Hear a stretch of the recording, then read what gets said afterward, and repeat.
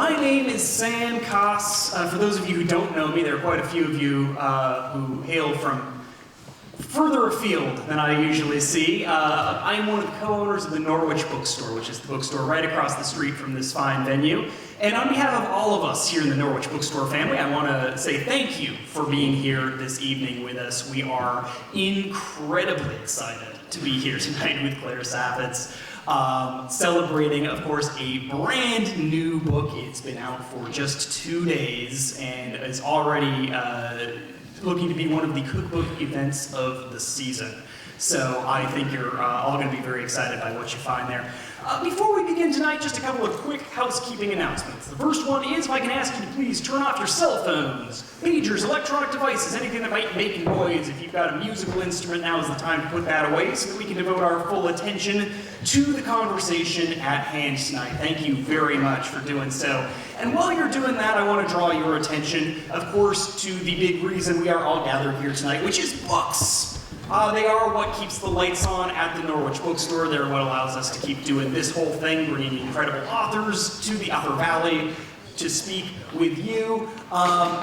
Our entire event program is supported by one thing and one thing only, and that is book purchases. So for those of you, many of you have already purchased a book, a signed book with your tickets tonight, and thank you so much. We really appreciate it. Many others of you have visited the sales table over here in the corner where signed books are available. And again, we are so grateful because not only do you get a great cookbook out of the deal, but we are able to keep doing what we do. And of course, so is Claire Saffitz. So it's the gift that keeps on giving. If you want a book tonight, a signed book, we have either the brand new What's for Dessert with a beautiful cover, or of course last year's or 2 years ago's legendary Dessert Person, the book that started it all. We have both of those over at the sales table. Come see us afterwards. Those books are signed. We'd love to put one in your hands. And again, we thank you very, very much. While we're thanking people, of course, we have much gratitude to throw out to a couple of different organizations. Of course, one is the Norwich Congregational Church. Tonight we have long enjoyed a great partnership with Norwich Congregational Church and their beautiful historic building that you find yourselves in this evening. And we get to host a lot of authors here. Last week we had, of course, best-selling legendary novelist Gregory Maguire. He of Wicked fame, sang a little Broadway right here. In a couple of weeks, we'll have the great Vermont environmentalist Bill McKinnon gracing this stage. And of course, tonight we are so excited again to have Claire Saffitz here. So this is a really wonderful group. It's a wonderful community-focused congregation, and we thank them so much. Also want to say thank you to Jam Community Media. Jordan's here from Jam tonight recording this event. We have an incredible community resource here in the Upper Valley in Jam. They are a community media incubator, so they're recording our government meetings, they're recording author events, but they're also teaching the next generation of producers how to make podcasts and edit video. They have a really cool community gathering space now in White River Junction, just down the road from us. uvjam.org is the website. If you think, wow, that sounds really cool, I want to check that out, please do. You won't be disappointed. And thank you again tonight to Jam. And finally, a huge, huge, huge thank you to our friends and neighbors at King Arthur Baking Company. I saw some King Arthur accoutrements out there tonight, and of course, Sarah Jampel is here from King Arthur. We are incredibly pleased and proud to be just down the road from King Arthur Baking Company and to get to work with them on a wide range of things on some of their baking classes and of course on events like this. If you are not familiar with King Arthur, can't believe any of you aren't, but if you aren't, please do check them out, and we hope that we'll see you back here in the Upper Valley to visit both their incredible campus just down the road and our bookstore. We'd love to see you. So thank you very much to King Arthur as well. And now, without further ado, I am so delighted to welcome two incredible experts on baking and dessert to wow you tonight, just a couple of weeks before peak baking season and peak dessert season hit. So this is the perfect time for this event. Tonight we are so thrilled and so honored to have Claire Saffitz here in the Upper Valley. Claire Saffitz, I think needs no introduction to this crowd, but we're going to give her one anyway. She is the best-selling author of Dessert Person and the host of the Cookbook Companion YouTube series, Dessert Person. Some of us would argue that she is the dessert person. After graduating from Harvard University, she received a master's degree in culinary history from McGill, just up in Montreal, and then she went to Paris, where she studied pastry at École Grégoire Ferrandi, which I might be mispronouncing, but at least I got pastry on the second try there. She lives in New York City with her husband and 2 cats, and her brand new book, just out in the world 2 days ago, is What's for Dessert? And in conversation with Claire tonight, we are so happy to have Sarah Jampel. She is the Test Kitchen and Recipe Development Manager at the King Arthur Baking Company. I think I have a cool job, but that's a cool job, man. Before King Arthur, Sarah worked on the editorial and creative teams at Food 52, in pastry kitchens all around New York City, and as a senior editor at Bon Appetit. Please, from wherever you have come tonight, join me in giving a warm Upper Valley welcome to Sarah Jampel and Claire Saffitz.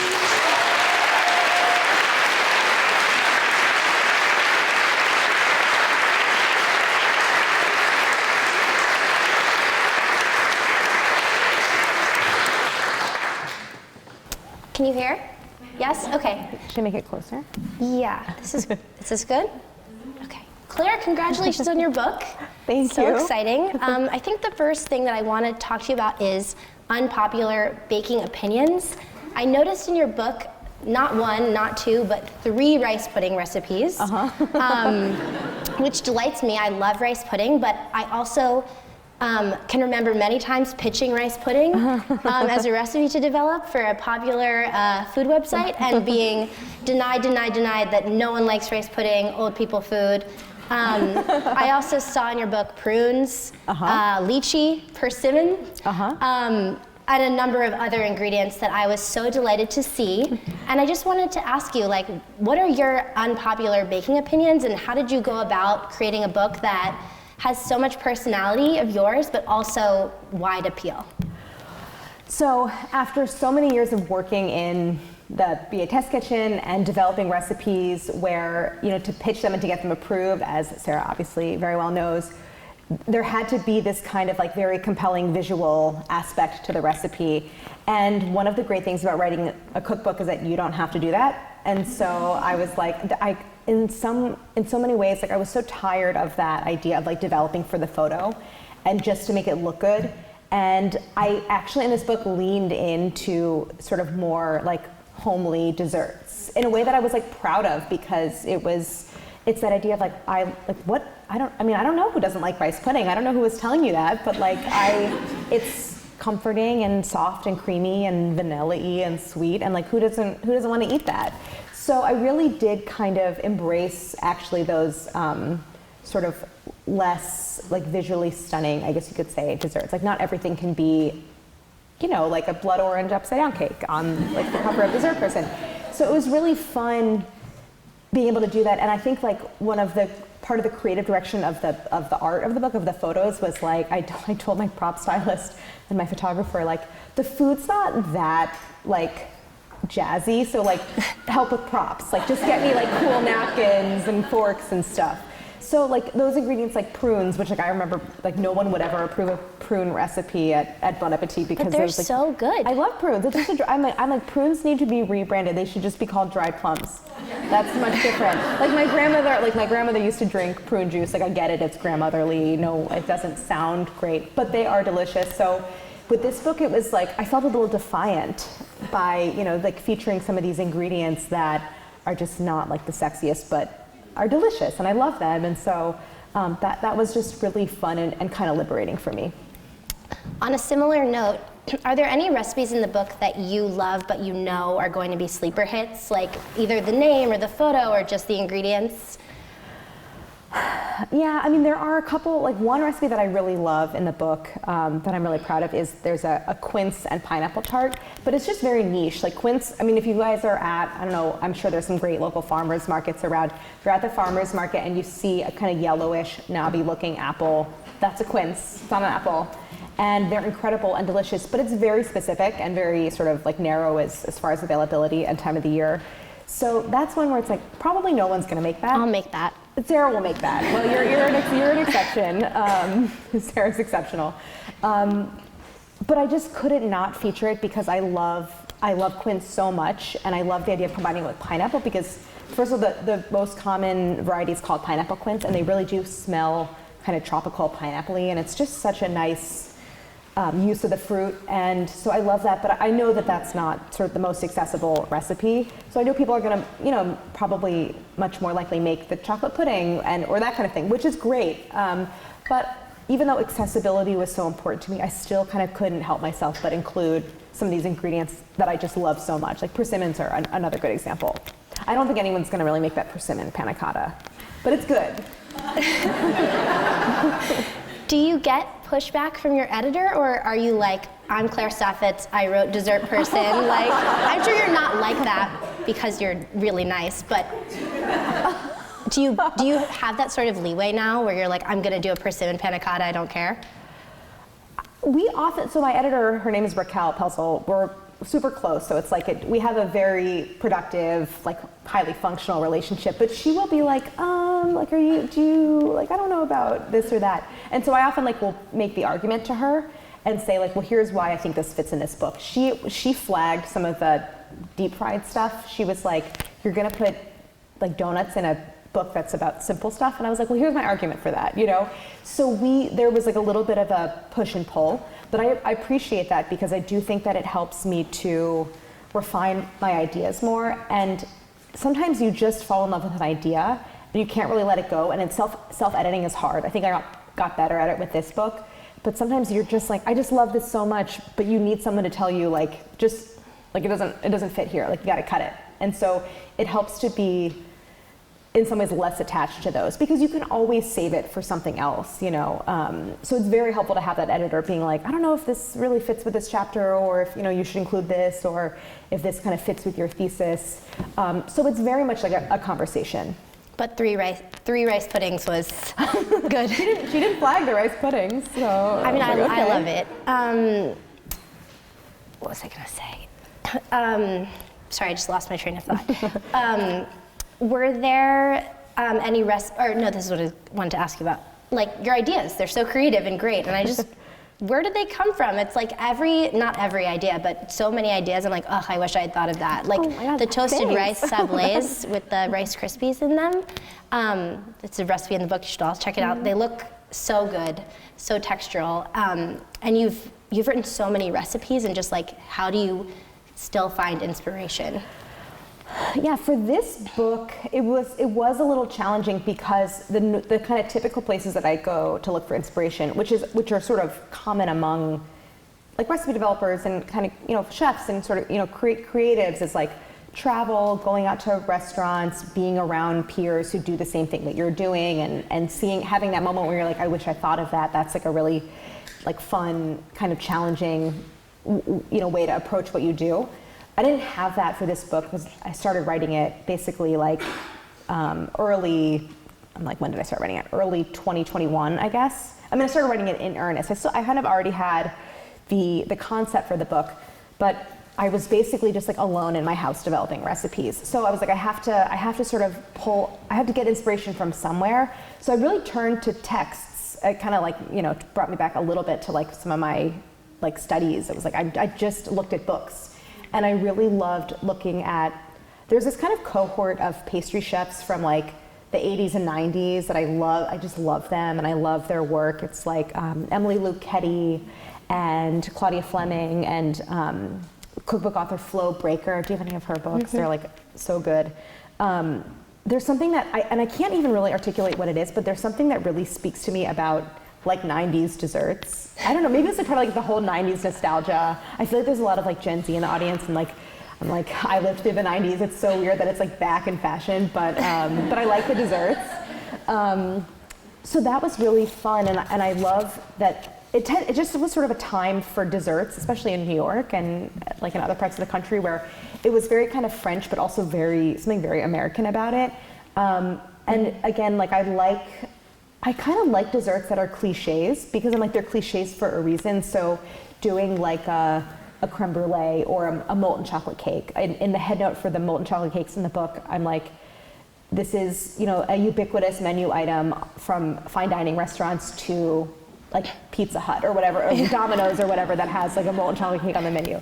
So I sort of like taking that thing that's like ubiquitous and thinking like, how would I make this? And then the other place where I really found a lot of inspiration is community cookbooks. My mom has a couple that I love looking through. And for anyone who's not familiar, a community cookbook is like usually like a little sort of, not quite pocket sized, but a small format, spiral bound, like, you know, printed cookbook that are created by like super local, hyper local organizations like Rotary clubs or church groups or other kind of civic groups. And they're so charming and I love them and I love looking at the recipes. So I like looked at my mom's, I like ordered a couple off of eBay. They're just these incredible like treasure troves and sort of historical records of so many different desserts. So those were so fun. And I love like going into vintage stores and, you know, buying, you know, they're like $2 each. They're super cheap, but they're just so fun. So that kind of explains the sort of like slightly retro or like mid-century feel of the book and some of the recipes and the visuals. So yeah, it was just sort of like how I found inspiration in a very kind of solitary time. Speaking of solitude, how did you get feedback on your recipes? Like, I feel like when I develop something at home, have no idea what is going on. I had that exact problem because I was alone a lot of the time and I did sort of lose perspective and I would, you know, when you make something 4 times, you're like, I don't know if this is good. Like I can't, no. I've tasted this, like it's fine was sort of my reaction a lot of times. So I did try to share them as much as I could. My next door neighbors, I've now talked to them at every event. I guess they were like very important during this process. They really were. They basically tasted everything, and they were generally positive. But you know, they're never going to be like this was bad. But I could tell the stuff that they were really enthusiastic about, they liked, and then the stuff that they didn't mention was like not as popular. So do you trust them, or they were just like there? I trust them. I trust them. I mean, they were not like as brutally honest as like my husband would be, where he'd be like, "This isn't good," you know, or something. And he also has this. He's also a chef for everyone who doesn't know, so he has some authority. Yeah, and he also says about himself, he's like, "I'm never wrong about food," which is annoying because he's kind of, it's true, but it's also annoying. And I get annoyed at him if he ever says anything other than like, "This is amazing," and you know, and he's like, "Well, do you want my honest opinion?" I'm like, "Yes, but I still want you to love everything I make." Yeah.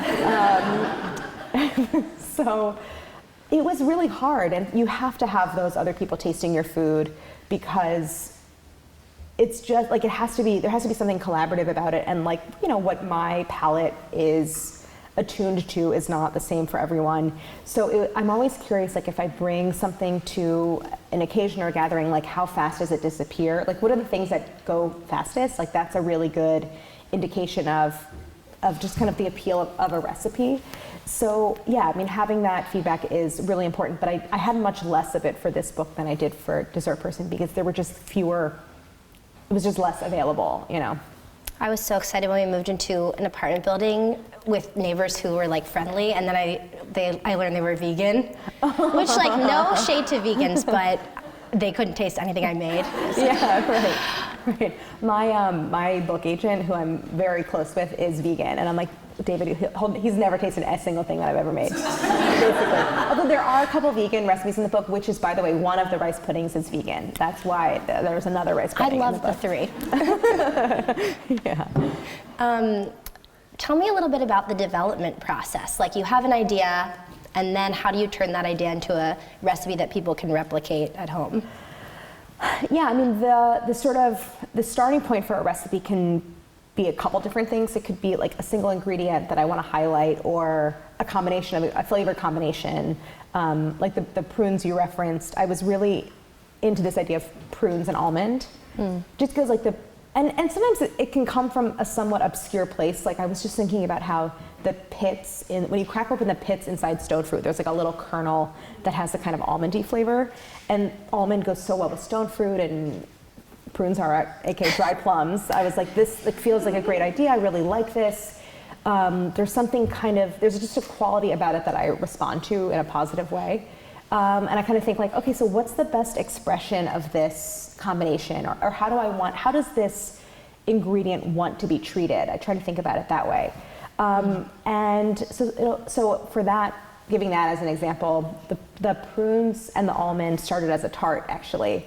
And I made a kind of like double crust freeform, I think I called it a pie tart.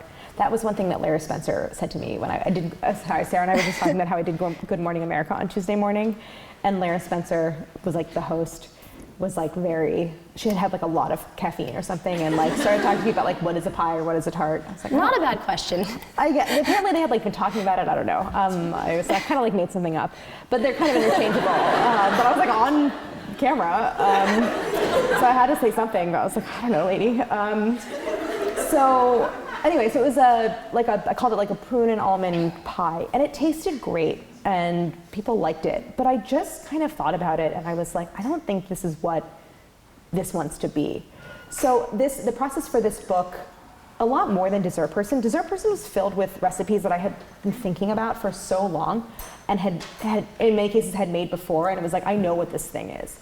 For this book, that didn't happen. Like I really tried to push myself to make different kinds of desserts that I hadn't really made before, or in a lot of cases, it was a dessert that I thought I didn't like, that I was like, I'm gonna come up with a version of this that I really like. So it was challenging in that way, and a lot of ideas I scrapped, or I developed a recipe and I kind of didn't like it, and I would come back to it. So the prune and almond recipe turned into the prune and almond rugelach. So it was like an almondy dough, and you make this like sort of prune compote, and that's your filling, and then you roll it up. And I was like, this is a better expression of this flavor combination than the pie.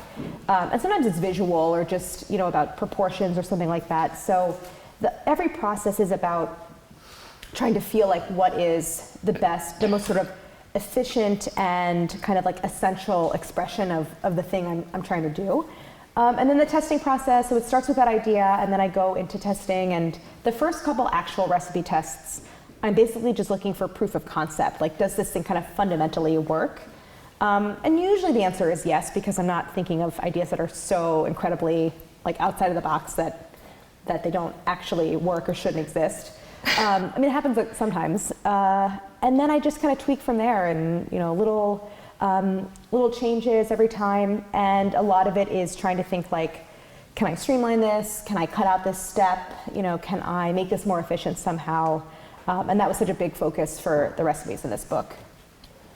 How do you decide when a recipe is finished? I know that Claire filmed a recipe for the donuts for King Arthur, and I feel like we gotta change to the recipe and like at the last minute, and I was like, I hope Claire's not up at night being like, should it have been 3 egg yolks or 4 egg yolks? Like, it's better with 4. I am sometimes up at night thinking that, but it's not a great impulse. Like, you do have to call it finished at a certain point, and I have a hard time deciding when that happens. I think it's like, there is some sense that you approach the point of diminishing returns on recipe tests, where you sort of think like, if this one change isn't going to make enough difference that it's worth testing again, then like you just kind of call it finished, And my having Harris he's like stop testing this, like you don't need to test this anymore, And then of course it goes to a tester, so I have that extra layer of kind of insurance to make sure everything works. But it's a difficult endpoint, and especially when I was like alone testing, I probably tested things a lot more than I would have if I had other people to kind of bounce, like to taste it and kind of like talk to me about it. It was just sort of like, it had like a little bit of like a mad scientist vibe, what I was doing at home by myself. I can't even imagine. Do you have a speed rack in your apartment for all your? No, I don't have a speed rack. So speed rack is like a big sort of vertical rack where you can like load sheet trays onto it, if anyone's working in a restaurant. I just like get very creative about where I put, so I like my trash can is I put set stuff on that, and I imagine your bed with just like sheet pans all over it. Yeah, it doesn't quite get that bad, but there is like, I also have like a little kitchen cart on wheels that I like wheel out. So it was a lot. I was reading in the headnote for the apple cake that apple cake has been like haunting you for your entire career, and you didn't feel like you got it right, which was kind of sad because I think we worked on an apple cake together. I really do like that apple cake. It just wasn't that, but it wasn't the apple cake, but that was a very good apple cake. The walnut, the halves, the upside down. That one was great, but I wanted it to be I wanted this cake to be oil based. That was like part of my for moisture or flavor or. So what Sarah's referencing is I really wanted it to be like appropriate for Rosh Hashanah, like a great Jewish apple cake. So I wanted it to be oil based, so it doesn't have dairy, so it's parve and just dairy free in general. And I had a very specific idea of what I wanted it to be, which is like super packed with apples, and also really simple and just like check a bunch of different boxes. I wanted to incorporate honey again, so that it just feels like a great all-purpose anytime apple cake, but that it would be great for if you wanted to make it for Rosh Hashanah. So I wanted there to be honey in it somehow. And I had developed previously, I was working on the book and had at first developed a recipe that involved like heavily reducing apple cider and kind of making this caramel and kind of adding some of it to the batter, and it just like it wasn't what I wanted. It didn't feel that simple actually, and it wasn't what I wanted it to be. So that was one where I kind of put it away and then came back to it and rethought the recipe and kind of came up with something entirely different. But I love that apple cake. It's so pretty and easy, and there is a tension often in a recipe where you can kind of either have a recipe be like straightforward and make fewer dishes, or you can have it be fast. And so it's like it's a push and pull, and I often opt for like fewer dishes but a little more time. I spend a lot of time at home, so that recipe is like it's all one pan. You roast the apples first, you let them cool, and then in the same cake pan you like fold everything together and bake it. Anyway, it's a great apple cake. I can't wait to make it. Are there any other like recipe white whales that you haven't? You're just waiting for inspiration to strike or to figure it out? In a more personal way, there are certain things that I've never really attempted in earnest that I would really love the time to just kind of experiment with. Like, I really want to make, a lot of it's involving like bread technique. I really want to make, have you ever had the panettone by Roy? No.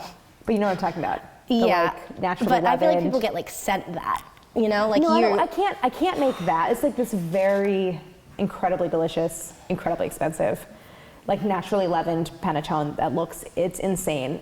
But this is like a recipe that's kind of been like making, not one in particular, but kind of a type of baked good that's been like popularized, and I think Melissa Weller has a recipe in her book for doing it, and I've seen people making them.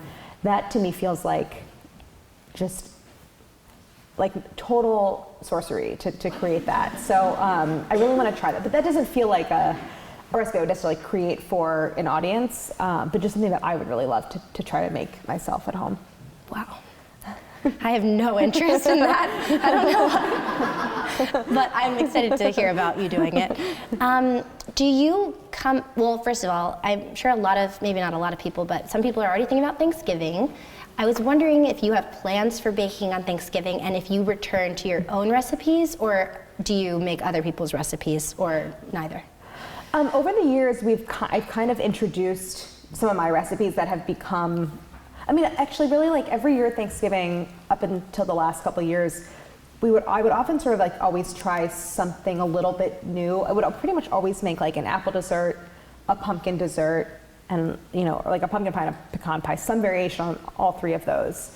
And then the last couple of years, I've kind of been introducing my own recipes, and they've been like, we've kind of settled on like, these are the ones we're going to continue to have. So typically there's the pumpkin pie in dessert person, which is like a brown butter pumpkin pie. I can't remember what else. I think there's honey in it or something. Or no, it's like caramelized honey pumpkin pie. I can't remember. I think that's what it is.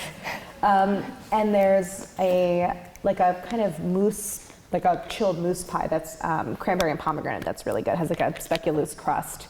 That's often requested every year.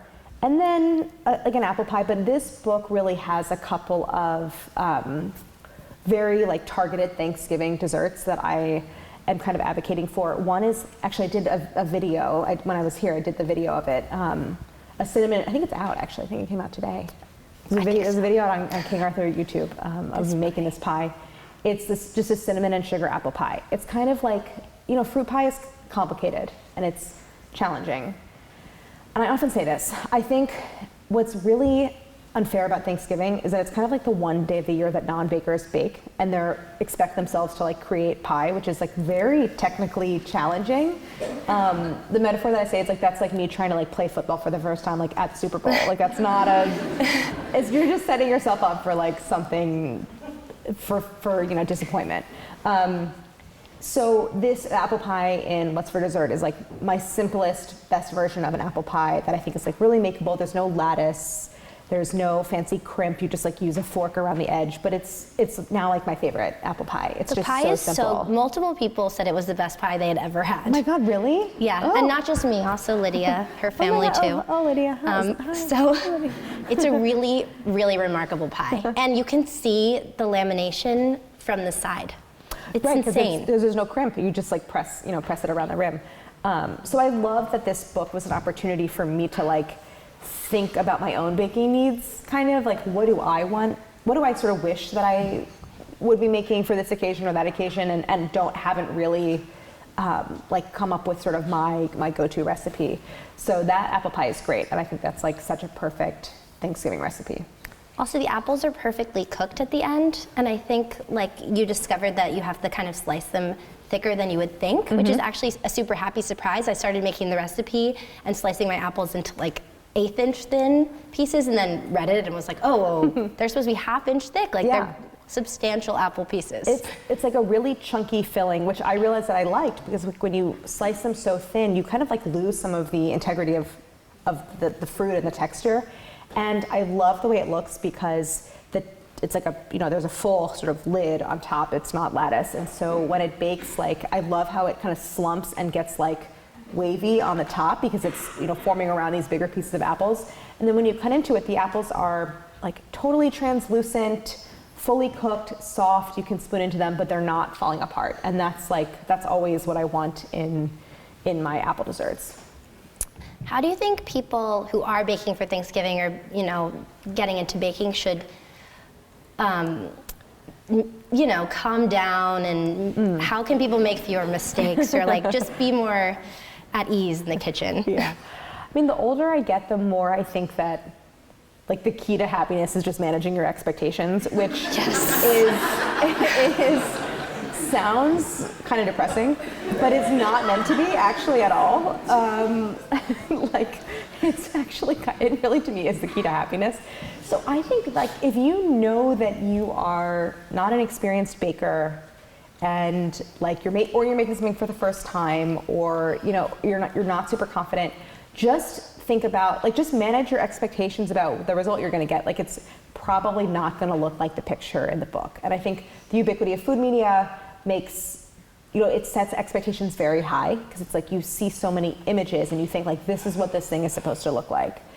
But yours might not look like that. And often when I say in the book, it's like if this doesn't turn out exactly how it's supposed to, or whatever that means, it's still going to taste good. Like you can still appreciate it and enjoy it. So I basically tell people like try to manage expectations in that like it's really about learning something through the process, knowing like you'll get better next time, what not to do if you made a mistake, and that it's a much more of like a kind of long game of getting better at baking rather than like nailing something on the first try and then never making it again. I do tell people say like, how can I get to be a better baker? The number one piece of advice that I give is make the same thing over and over again, because you're not really learning about something unless you're doing that and you're like learning the nuances of the recipe and realizing what happens when you use a different brand of butter or you bake it longer or that kind of thing. So that's really when the learning happens. I actually do have a section in the book called How to Bake with Less Anxiety, and it has like more concrete tips than like manage your expectations. One of them is like, one thing I use for myself is to actually visualize yourself, like in your mind's eye, visualize yourself doing the recipe, because sometimes when you look at the written recipe, it can be a lot, where you're like, there's 6 paragraphs and it feels like a lot of steps. So like I used to be like really intimidated by mousse, and I don't really know why. It just felt hard or technical or something. And I would just think like, okay, I'm gonna make mousse. I have a bowl of like melted, the melted chocolate mixture, and I have a bowl of beaten egg whites, and I have a bowl of whipped cream, and I'm just gonna fold them all together. And that idea of like, okay, the 3 bowls and like the motion, like that, visualizing that process just made it feel more approachable to me. So there's that whole section in the book, but there's some of it's psychological, some of it's actually practical. I love that. I feel like that visualizing technique can really be applied to other aspects of life too. Right. It's like a good mindset. I thought we would play a quick lightning round and then take some questions. Okay. These aren't going to be hard, but there are a few tricks in here. Okay. Brownie or blondie? Ooh, blondie, actually. Love it. I love blondies. I'm also a little sensitive to chocolate. So, like, I don't love like a super, super intense chocolate dessert because I just find it like overwhelming and kind of like so saturating on the palate. But I love, and I talk about this in the cookies chapter, like I love, sorry, this is not like lightning because I'm talking about I love butterscotchy flavor. So like when you combine butter and brown sugar and vanilla, like as in a chocolate chip cookie, it's like, it's so good. Maybe the answer, I always try to like hack the lightning round and like come up with like the answer that's both. Because maybe it's like blondie with chocolate chips or something. I think that counts as a blondie. Counts? Okay. Yeah. Pancakes or waffles? Ooh, I don't really like either. I never have. You don't like waffles? Not really. Sourdough waffles? Oh no, I do like sourdough waffles. Have you ever had those like really crisp, like Norwegian waffles? Those are really good. I don't think so. I'm not a huge breakfast. I don't eat a lot of breakfast, and I'm very particular about. You know what? I was really put off waffles by my like college dining hall waffles. Awful. They were really bad. So I never had one. I need to give them a chance. Tell me which recipe to make for sourdough waffles, and I'll make them, and then I'll tell you. There's a really good one on King Arthur. Okay, I'll try it. That's the one I make. I guess I would say pancakes. Harris makes like a delicious, like whole grainy pancake. That's really good. So sorry, but that's my answer until I try the other ones. Okay, cardamom bun or cinnamon roll? I think cinnamon roll. Cinnamon is such a classic flavor, and there's something so nostalgic about it. Like it's so ubiquitous in American baking. It's just, I have to say cinnamon roll. Okay. Coffee or tea? Coffee. Don't give me tea. There's nothing wrong with tea, but like, unless I'm trying to go to sleep, coffee. This is my favorite thing in the whole world. Wow. We have cats or dogs on here, but I think I know. It's cats. Kitties. I love dogs, but kitties. Salted or unsalted butter? For my own personal enjoyment, salted butter. But I always use unsalted in recipes because of the variation between brands and you controlling the salt. But salted butter is pretty good. Table salt or kosher salt? I know this is controversial. This is because King Arthur uses table salt. Right? My mind was blown when I started. I know. David Tamargan told me that. I was like, what? I use kosher, but I don't think it's just about what you're used to. I don't think it is a significant, a difference. It's just about using the proper amount and whatever you're accustomed to. Mm-hmm. The last one on here is bread or pastry? Oh my God, Sarah, that's so hard. I have to say pastry. Bread and butter is like my favorite food. I love bread, but pastry is like everything to me. Yeah, I love pastry. Yeah, those are really hard. We also had King Arthur a gold medal on here, but I think it's an unfair. Oh yeah, don't even question ask. From Kai. Should we take some questions from the audience? Absolutely. Great. First, a round of applause, please.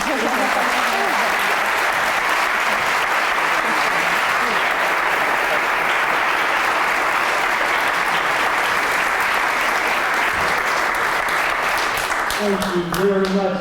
All right, if you have a question, what I'm going to have you do is step on up and come on up to the front here so that we can hand you the microphone. Does that sound okay, everybody? Let your neighbors out. Just stand up first. You have the first question. All right. Cool. First, like, so we're kind of matching.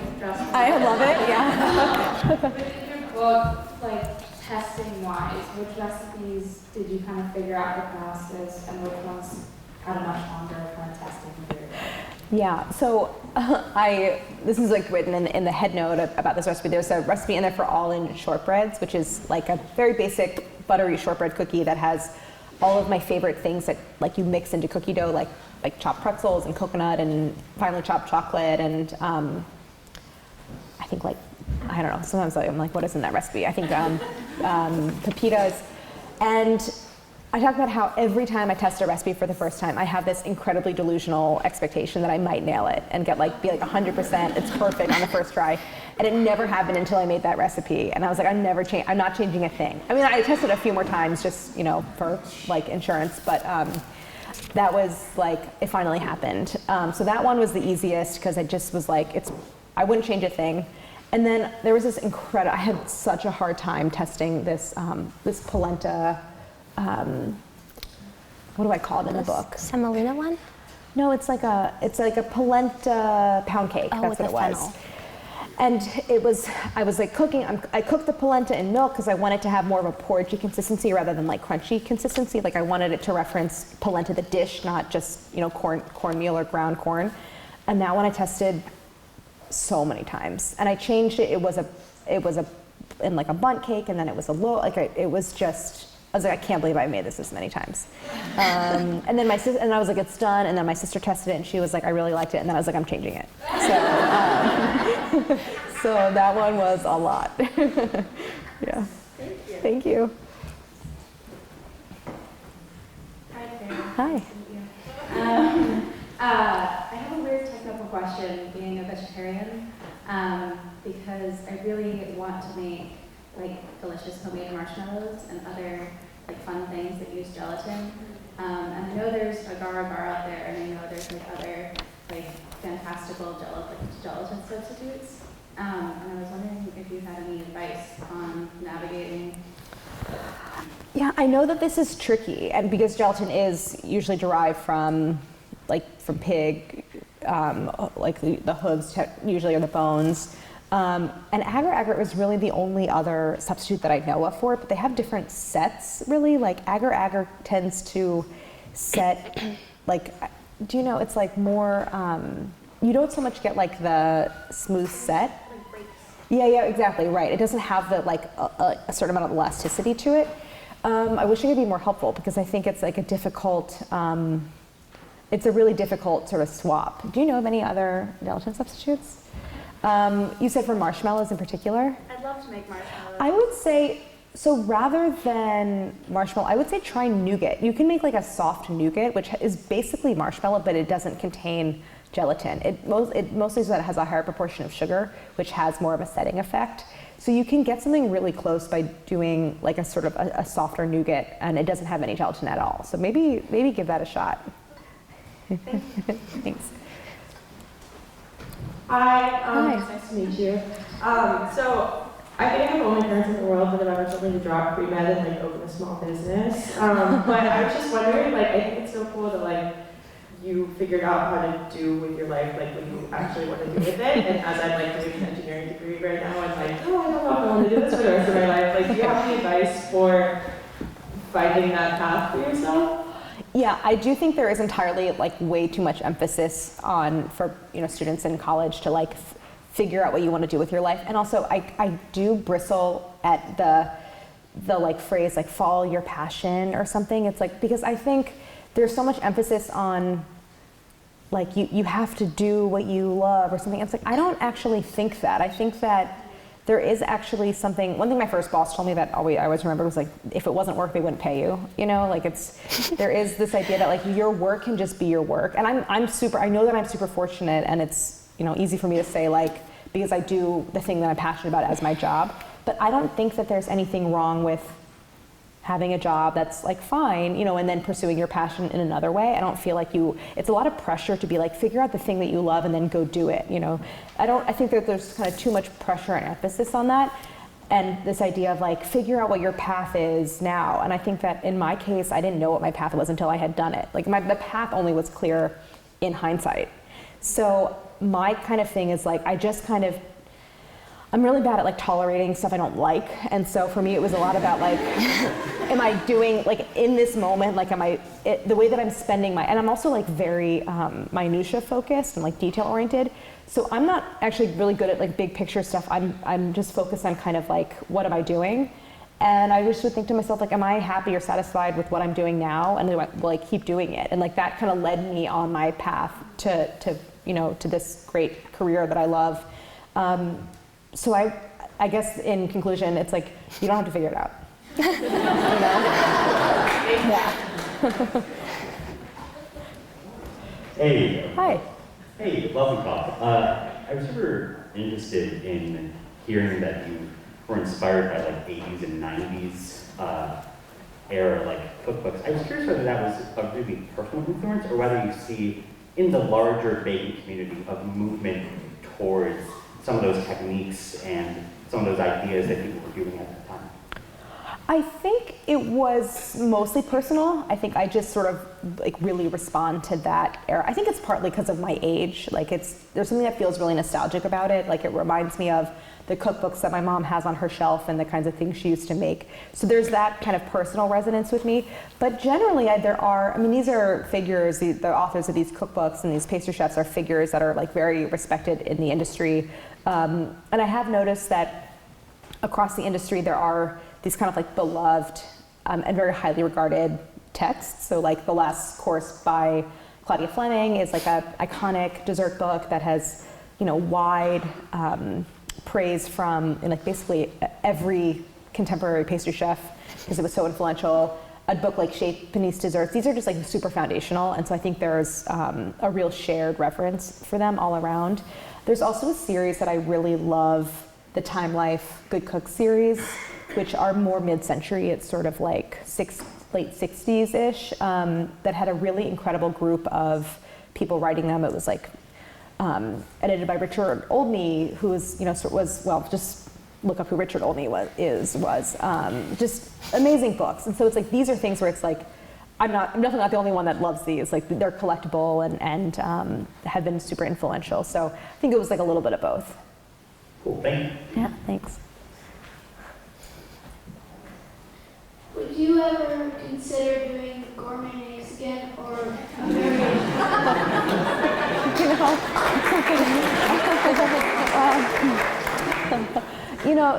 So Vinny, who's my he's like my friend, video producer, director, and camera person, and like general behind the scenes human. Vinny was like, let's do it. Like, let's bring back gourmet makes. I'm pretty sure we would get sued if we tried to do that. Although it's like, can they have that idea? I don't know. They're not the first people that came up with that like reverse engineering idea. I would say in the original format, probably not, because that just sort of feels like a moment in time, for me. But I think that the idea of like reverse engineering is very interesting. So there might be elements of it. Who knows? I couldn't say for certain, but I just don't want to get sued. Yeah. Yeah. Thank you. Hi, nice to meet you. Hi. As a Jewish baker, I admire your deep commitment to exploring the realm of Jewish baking. Is there any like deep cut Jewish food or like baked good that you like love making that would be kind of wacky to a lot of people?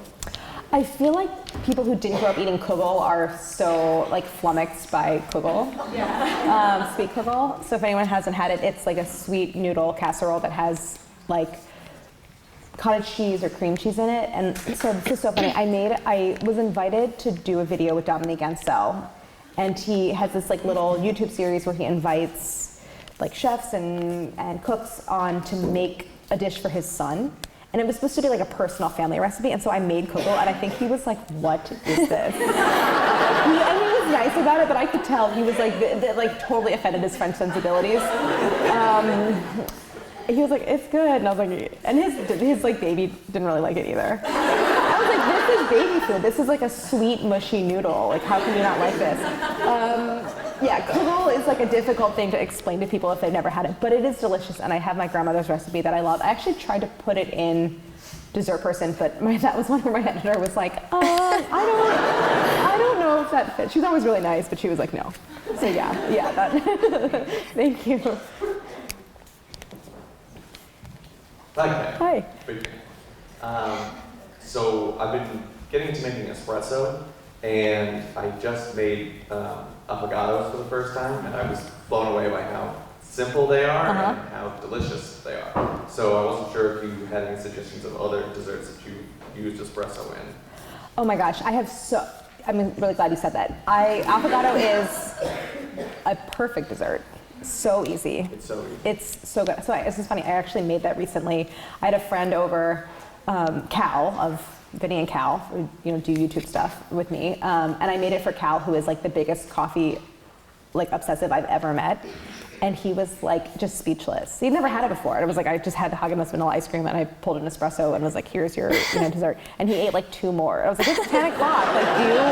Like, he's not fazed by caffeine. But anyway, I love coffee desserts, and so this book has a lot of coffee desserts in it because it's particularly in the frozen and chilled desserts chapter, because that to me is like the best. Like coffee ice cream is the best. It's the best ice cream flavor. So sorry, this is like a long explanation. So the book has. There's a lot of times like coffee is called for, but you could use espresso. So there's like a tiramisu-y icebox cake in the book that's very coffee forward. There is a coffee stracciatella semifreddo where you could use espresso in it.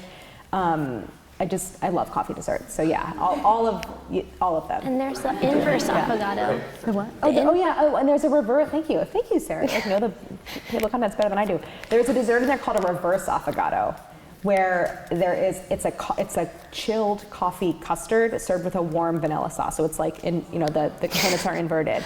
It's basically like a baked custard with this. Anyway, that one too. Yeah. Yeah. Thank you.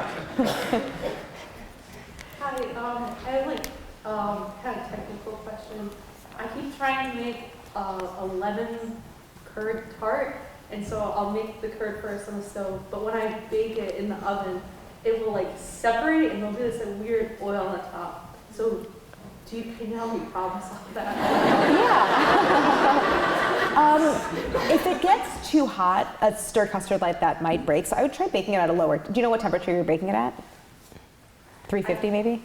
Sure, whatever the rest says. If it's 350, I would try 325. If it's 325, I would try 300. I generally bake a custard filling at a lower temp because of I want to cook the eggs gently and have it set gently. Is it puffing a lot around the sides or like actively bubbling? It's all like weird and lumpy. I would say it's probably is it really, sorry, this is now like a back and forth. Is it smooth going into the tart crust? Yeah, it seems like a regular curd. Yeah. Like put it in. Okay, so I would say it could be oven temp, but it could also just be like, if you're using dark bakeware, it could be like absorbing a lot of heat and like kind of overheating it. But generally I would just drop your oven temp, maybe 25 degrees. See how it works. Let me know. Okay, yeah. Yeah. Hi. I am a big fan of dessert person, but was wondering if now that you've gone through the process again a second time, if there's anything you would change about dessert person. No, actually, which is great. Like, it's such a good feeling. I remember when I first opened my first copy of Dessert Person, I called my editor and I was like, wow, I wrote the book that I wanted to write. And that's really special, I think, for like any author, actually, but especially a cookbook author. And so, I mean, there's recipes where I think to myself, like, I would change this now. But as, like, on a very sort of like small, like, sort of detail level. Like the brioche, I'm like, this brioche should probably be like mixed a little more. Like I would do little tweaks, but as far as like the book as a whole, it's like I truly wouldn't change anything. Yeah, thank you. Hi, I'm from Missouri. So what is the secret to the best Uyghur butter cake? If you ask a lot of people from St. Louis, it's a yellow box cake mix and cream cheese.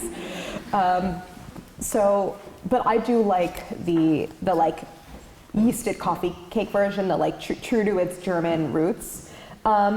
I think the key is not overproofing it. It's the kind of, if you like, so you have this like yeasted coffee cake base, and if you overproof it, the like topping, like the base gets so light from being filled with air that the topping like sinks to the bottom, and then you have it's like inverted. It's like it's wrong. So the proof is a little bit tricky and like a little bit particular, but and actually I bake it in glass because the best thing about gooey butter cake is like the crunchy caramelized edge pieces. It's so good. Anyway, if anyone doesn't know, this is a St. Louis specialty. It's so good. Yeah. Thank you. Thank you. Hi. Hi. So I'm a beginner baker. You're like who got me into baking, you and then my friend Lizzie over there. And I was wondering, like, starting out, what do you think is like the best recipe to like really try to practice and nail? Yeah. Maybe not nail, but Right. Eventually nail. Right. Nail over time. I think that's a great question. I think one thing that really trips people up and can be tricky is like a very sort of straightforward pie dough. I think that or another type of pastry is a really good place to start because it's sort of there's this phenomenon in baking that happens all the time where it's something that's really simple but also so kind of technique based, and that tension is really interesting to me, and you know, I've made it 1,000 times, and every time I make it, it's like a tiny bit different, and it's so cool to observe that and see how this flour behaves, or that flour, or that butter brand, or you know, this other butter brand. So it's really rewarding, and definitely the kind of thing that gets better with practice. So I think, but it is also like pretty simple. You probably already have the ingredients at home. It's flour, a little sugar and salt, butter, and ice water, and that's it. So yeah, that's a very rewarding recipe to really like sink your teeth into. Thanks. Hi. Hi. I'm a big fan. I was just wondering what your least favorite dessert is. You know, I do have an answer to this. People get very upset when I say this, but I really, really dislike fruit and chocolate together, particularly citrus and chocolate.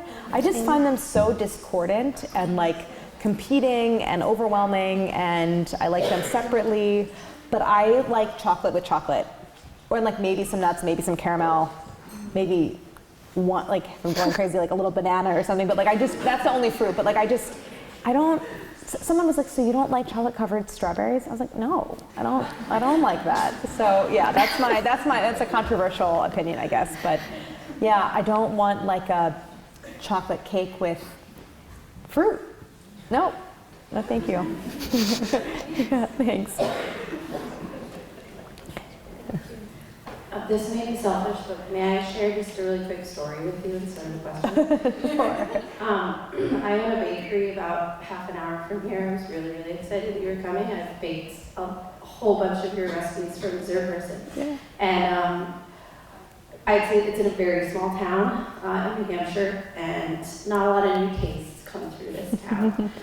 So when I opened, I was met with a lot of pushback, a lot of people who didn't feel like I belonged in that town. And I just want to tell you that I've made your pine nut tart now almost every week that I've been there, to the point where last Thanksgiving I actually had a customer special order 4 of them for his Thanksgiving. Oh, wow. And just altogether, so many of your recipes have helped kind of shape a lot about what's brought me to the town and what's kind of kept me there through the pandemic and everything. So I was remiss to not say that to you, and I didn't think I'd get another chance. So I just want to say thank you. Thank you so much. I love that. Thank you for sharing. That means a lot to me. I'm so glad. Oh, okay. Thank you. Thanks. So sweet. Hi, Claire. Hi. You've had a bunch of really cool jobs. I was wondering if you could tell us about your least favorite job of all time. Yeah, my first job ever was like busing in a restaurant, and it was just, I didn't know anything at the time because I was 18, but it was like just such a dysfunctional workplace actually, and I was so bad at it. And working in a restaurant is really, I mean, not in every case, but in my experience, it was like being short-staffed is really normal, and doing something that's not technically your job is really normal. And I just remember like, I was 18, and one day I came in and they were like, oh, like our hostess called out sick, like go home and change and come back and also learn all the table numbers, and you're gonna like be tonight's host. And I was just like, I am terrified. Like I didn't sign up for this, you know, like I don't, so that was, I just didn't like it and I wasn't good at it. And that was really hard. But I've been pretty lucky to have, I had like one temp job before I went to culinary school working, this is so funny, at a marketing, like a boutique market research firm. I had no idea what was going on. And they would ask me to like input all this data and like do all these PowerPoint presentations. And I had no idea I would just like put the numbers in. I had no idea if they were right. I would just be like, here's your graph. Like it wasn't a bad job, but I was just sort of, I didn't care about what I was doing and I had no clue either. So yeah, there's definitely been some bumpy parts, but I've been pretty lucky. Yeah, thanks. Hello. Hi. When Sarah was asking about making recipes, you said like usually things aren't so like out of the box that you like things will work. But do any come to mind that like were super out of the box weird combos that you either made and tried or people told you before you made them?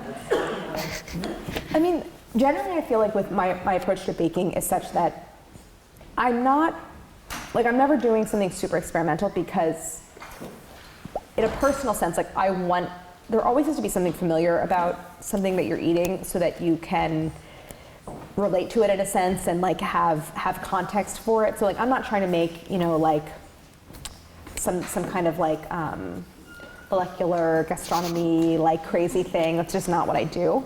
But I do have ideas sometimes where I'm like, oh, this would be a cool, like what if I try this? And one example that I've given it in a few talks about the book that didn't work was I have a stovetop desserts chapter in the book that's like all stuff made on the stovetop, which is perfect for college students who maybe like don't have an oven or something.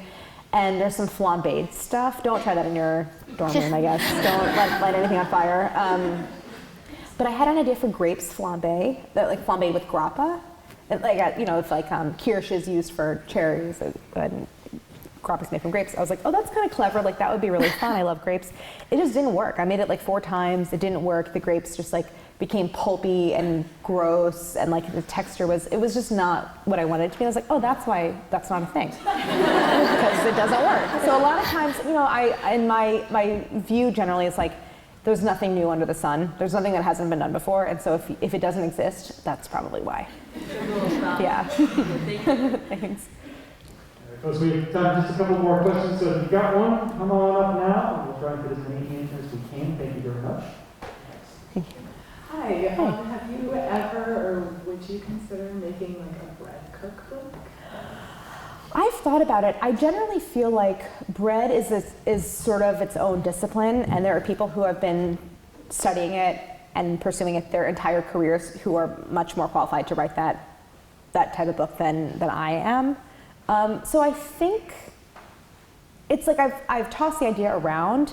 I'm sort of undecided. I would rather bread be sort of a part of what I do rather than like, I just feel like I could not make that the focus of a book because I don't consider myself an expert in that. So I would love to be, but it would just require, I mean, I kind of love having it as a hobby really more than anything. So I think like having bread be a part of what I do, but not the sole focus is probably like a more comfortable place for me to be in. Yeah. Just want to say, I consider you an expert. Oh. Thank you. I have talked to some bakers who I'm like, wow, like this has happened to me a lot where it's like, someone will ask me a technical question about bread or something else, like a food sciencey question, because there's like so much science in bread. And I'm like, I start to answer it and they're like, wow, you know, like, yeah, I can't believe it. And I'm like, oh, if you ask me anything else about that, I'm done. Like I've just told you everything I know about that. It makes it seem like I know a lot, but I couldn't tell you anything else. So yeah, thank you though. That's very nice. That's very kind. Hi. Hi. So do you have any nostalgic recipes that you go back to that are like super comforting or remind you of your childhood that you just like want to make again and again? I do. It's in Dessert Person. It's the poppy seed almond cake. I can't remember the name because we just in my house call it poppy seed cake.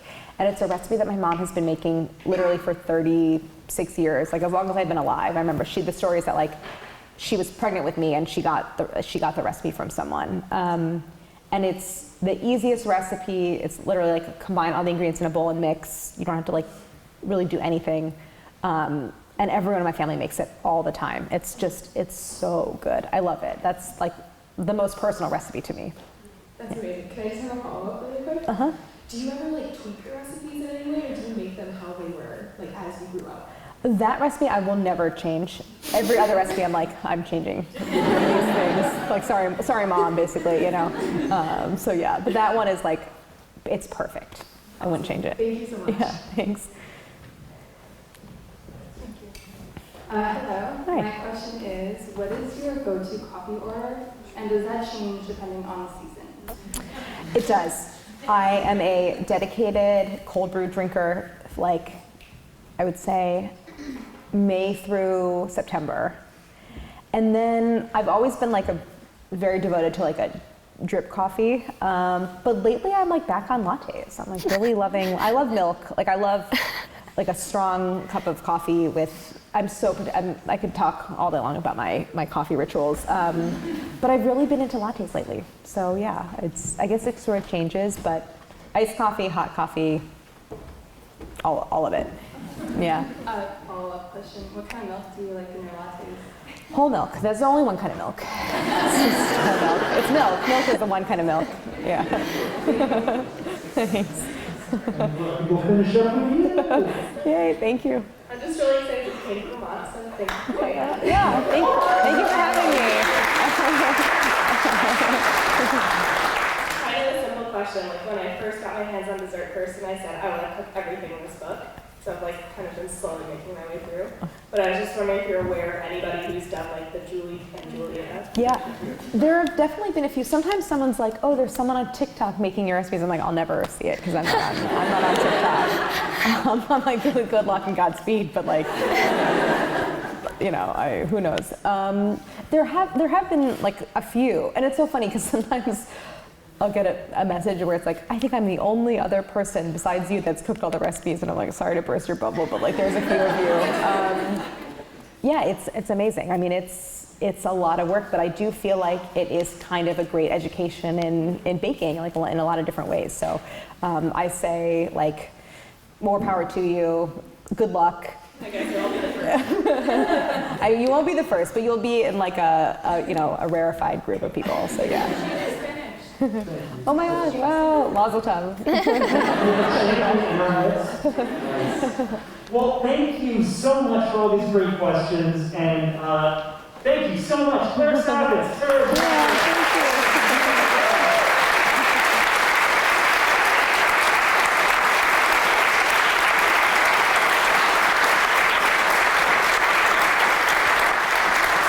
Thank you all for attending tonight from wherever you came from. We hope we'll see you back in the Upper Valley. And thank you again, all of us. Thanks to King Arthur, to Norwich Congregational Church, to Jan, and thanks to all of you. Have a wonderful evening.